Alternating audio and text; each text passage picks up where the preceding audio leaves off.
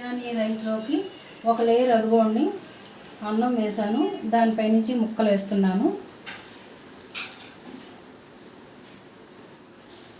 మళ్ళీ ఈ ముక్కల్లోకి మళ్ళీ రైస్ వేస్తాను.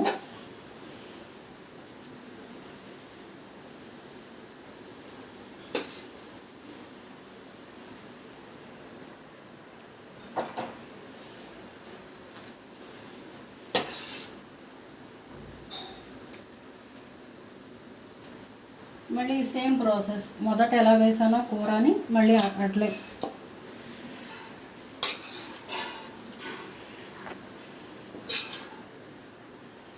అందరూ కూడా కూరగాయ ముక్కలు వేసుకుంటారు, అలా కాకుండా నేను ఇందులో జొన్న పొత్తులు వేస్తున్నాను. ఇలా ముక్కల కింద కట్ చేసుకోవాలి, పెద్ద కష్టమేం కాదు. చాకిచ్చుకుని కోస్తే సులువుగా అయిపోతుంది, అది ఇబ్బంది పడాల్సిన పనే ఉండదు.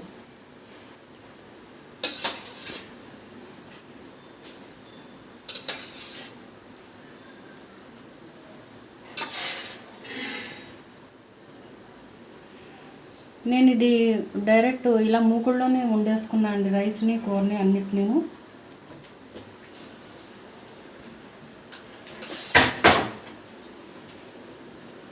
మిగతా సగం కూడా వేసేస్తున్నాను కూర.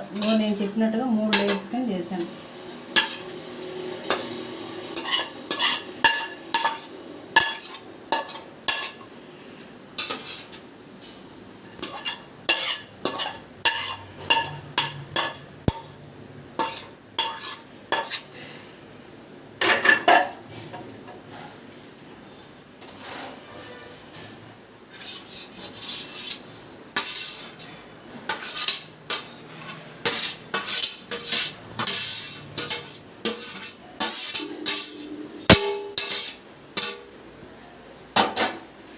ఇలా వేసిన అన్నాన్ని అడ్జస్ట్ చేసేసుకోవాలి సరిగ్గాను.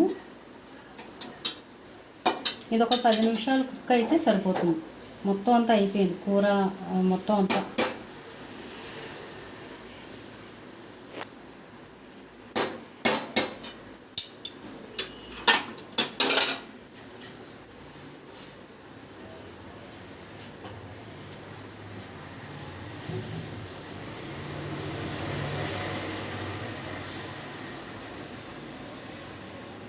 ఇలా టిష్యూ పేపర్ని పైనుంచి